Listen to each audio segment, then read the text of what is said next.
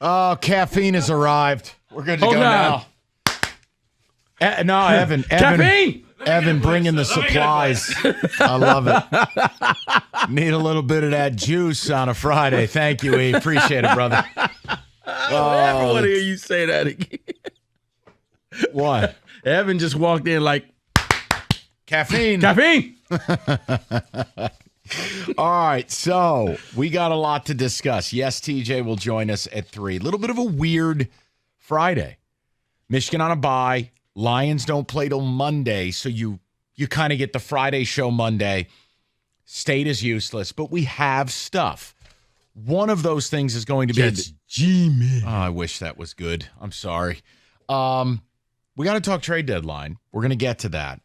And we have audio we need to play for you. So you want to start with that? Yes, sir. All right. Ben Johnson, everyone's favorite OC. Surefire head coach next year. Ben Johnson was asked about who? Who do you think he was asked about? You know who. I'm going to go J-Mo for 1,000. So we're going to play this audio for you. And this is what he had to say about J-Mo. And I want you to tell me what it says about J-Mo. Take a listen. Here's my question. At what point do you start to get a little concerned here? I mean, obviously, different players develop at different rates, but everything you hear about J-Mo from this team are things, they talk about needing to earn trust, needing to be where you're supposed to be when you're supposed to be there, needing to catch the damn ball. As Ben Johnson says, time on task. I'll say it, man, as they lead up to the trade deadline, I wouldn't ship him out of here. I don't think that's fair. But if a team called, would I listen? Yes. Because you know what I don't have time for? I don't have time for a guy who's been back for a month to still need time on task.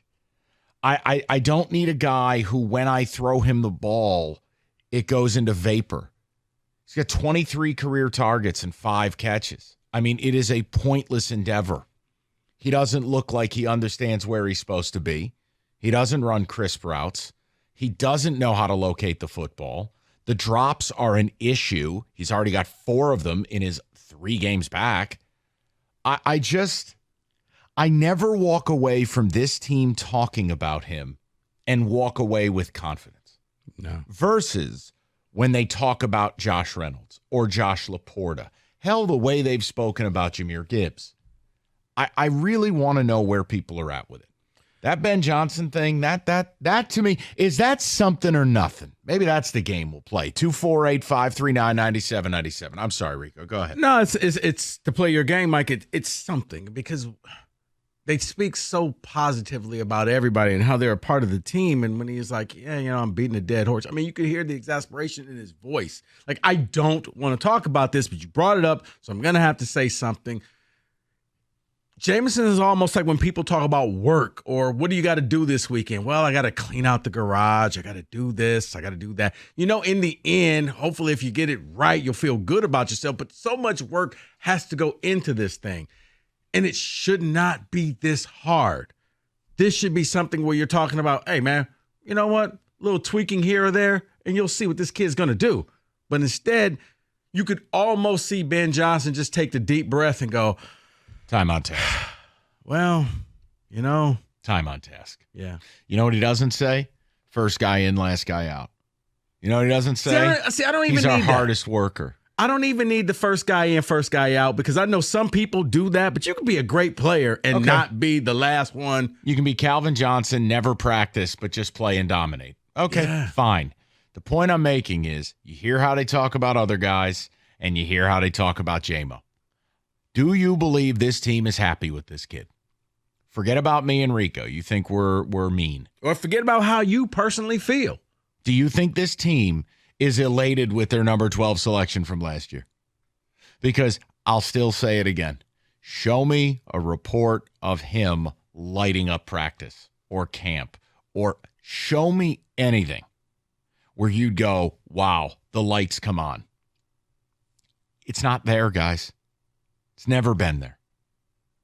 And with the deadline coming up, we always talk about acquiring people. I'm not telling you I'd move them. I'm telling you I'd listen.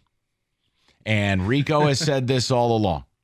If you treat Jameson and let's say it's like a fruit basket and you put it on your countertop, that fruit's only going to look fresh and delicious for so long. And then it turns into something else. And you know how many people are going to want a piece of fruit from your basket? No one. And eventually that fruit basket gets put in a trash can and it starts to stink and you can't get it out of your house fast enough. It's the same damn thing with players/assets in football.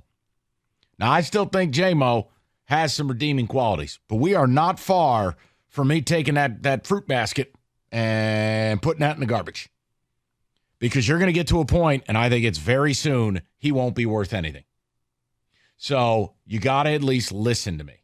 But I want to understand Lions' viewpoint. When you hear Jared Goff talk earlier in the week, and he didn't even realize how many weeks J-Mo had been back. That was sad. When you hear Ben Johnson talk, and it's deep breath, time on task and stuff. Do you think this team that we all believe is going to win this division, this team that has aspirations of a Super Bowl, you think they're really happy with this kid? Because it sure as hell doesn't sound like it. Because they're trying. I mean, they did target him. He just didn't. And I hope they play well enough that they can target him against the Raiders. But the reality is in games that matter, in high leverage moments, I find it very hard to believe you're going to be looking for this kid. Yeah, when I put him in a prop bet with Trey Mosley and Trey has one catch and wins, you got That's a problem. David, yes, in a lovely peach-colored shirt today. Trying to get some last-minute summary in when we shouldn't expect it. So that's all I'm trying to do with this. Yeah. Okay. But yeah. Well, he's 3 kids. There is a message across the organization. It isn't just Dan Campbell speaking. It isn't just Brad Holmes speaking. It isn't just Ben Johnson speaking, not just Jared Goff. Everyone seems to have the same, like you say, sigh before they answer a question on Jameson Williams, trying to figure out, how do I say this without ripping the kid or without saying what I really want to say? Yeah. It's something there in the entire organization. You ask him about Laporta and stop me. Just try to stop. Wait, I got so much to tell you about this guy. Can I help you? Yeah. You don't even need to play act. We have the audio. Oh. Play the Laporta cut if you still have it. I mean, I know you're going to tell me it didn't. I have the one from Goff? Yeah, Goff's interview. Doug and Scott did a really nice interview with him. Listen to how he talks about Laporta. Night and day. You want to hear Goff on J-Mo? He didn't even know the kid would have been back for 3 games. Now, again, if you think it's nothing, you have a right to it. But I'm telling you, I don't believe that. And deadline's the 31st. I'm not saying give them away. I'm not saying you actively go crazy. But I'd listen. Or if it helped me land a player I really wanted, yes, I'd be willing. I think that's what it is. I don't think anybody's going to come in there. It's like Lions going out and getting Aguilar or Hollywood Brown. Like, why would I want these guys? Yeah, no, Hollywood Brown you don't want. No, I'm saying, but I think a lot of teams are like, why would I want J-Mo? Why? I really wonder what J-Mo would even get you. You would have to throw him in with a top pick to go out and get somebody else. Like, we want this guy. Okay, we'll throw in J-Mo and our number 1 and then send over player X. Who am I trading a first round in J-Mo for? I'm just saying, hypothetically speaking. Like a top, like, you know. Best be Aaron Donald. I was about to say Aaron Donald, somebody like that. Rico's over here trying to trade out for a meal deal, and I'm like, whoa, wait a second now. I'm not down on that pricing. Or maybe you go get Surtain. So. Sure, I don't care. No, but I'm saying, I think at that point he has more value. I got the guy you're going to go get. No, I do. I have the guy. Well, I didn't want to spoil it. No, we're going to do it at 3, but I have a guy. 248-539-9797. Let's hear from the people. See what they've got to say on it. Something or nothing. We'll get the prop bet casino. We got a question about Michigan State. Michigan-wise, I'm going to shoot you straight. I'm exhausted with it.